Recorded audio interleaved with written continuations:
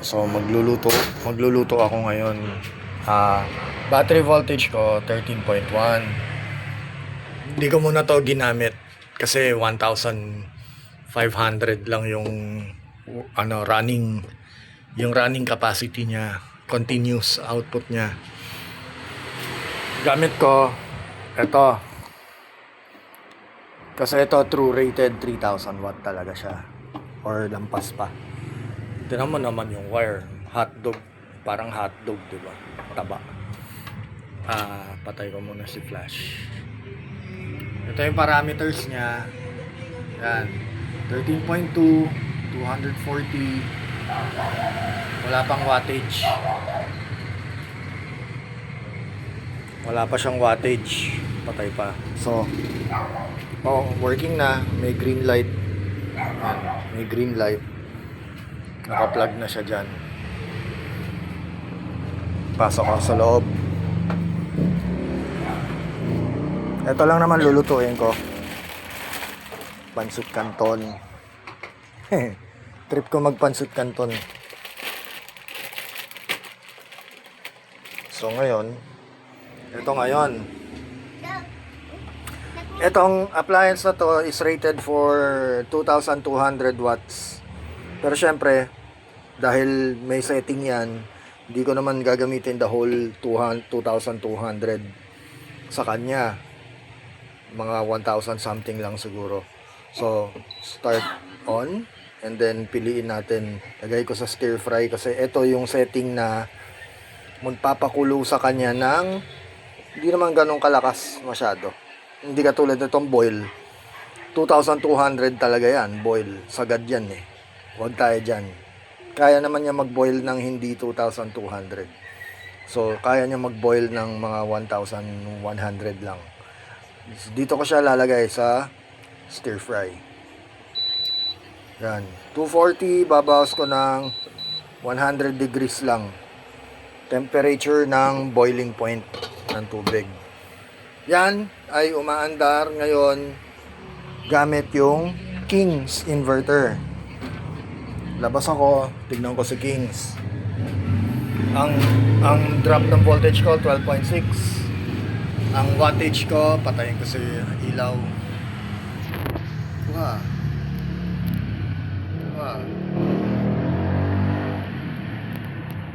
Ayaw niya kumuha. Yan. 1,165, 11.8 volts, 240 volts, 1,100.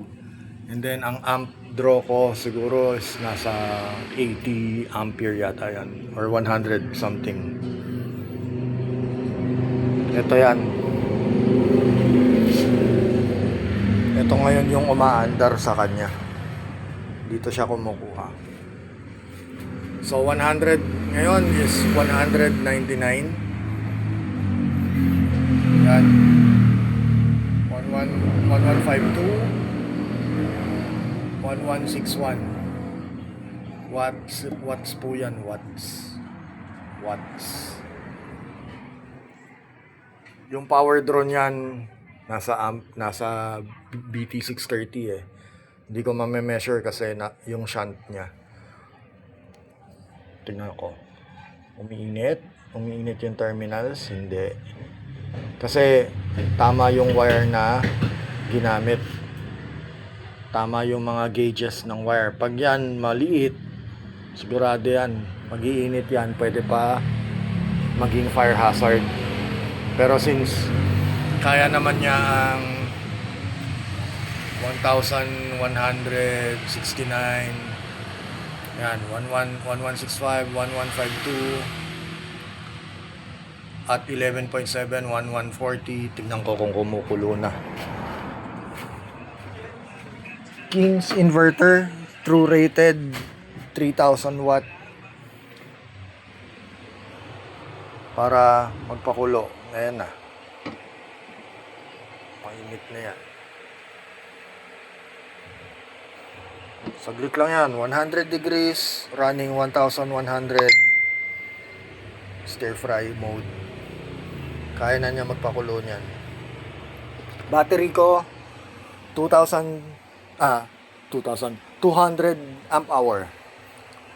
Lithium ion phosphate. Ano pa? Yun lang. Prepare ko na yung pansit canton. Oh, ikaw na. Yes, you wanna cook. Oh, sige na, you prepare. You cut and then you put here. All of it? Yes, all of it. Yan. So, ganyan kalakas yung Kings. Kaya ng 12 volt system. 12 volt system lang gamit ko. Yan. Straight. Galing siya dito. Yan. Outside. Sige, tumakbo yan dyan. Pumasok dun sa isang wire. And then dito. So 12.4 working si Kings. Again 1156 watts.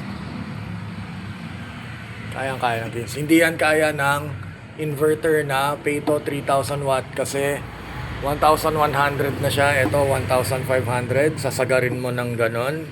Wasak to. Let me put it here. Let me put Oo, sige na. Mawawasak to. Kasi 1,100 something. May surge pa yan and all, ganyan.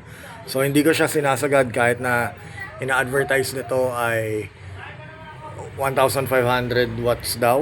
Continuous. And then, meron siyang 3,000 watt na surge. Pero, compare kasi dito, ang layo ng difference. Kaya, pang ano ko lang to, light loads. Ito, pang mga bugbugan.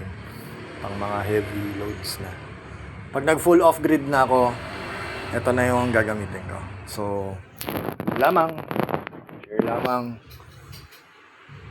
Patay sa Ella Joy, gabi na eh. Battery operated ako ngayon.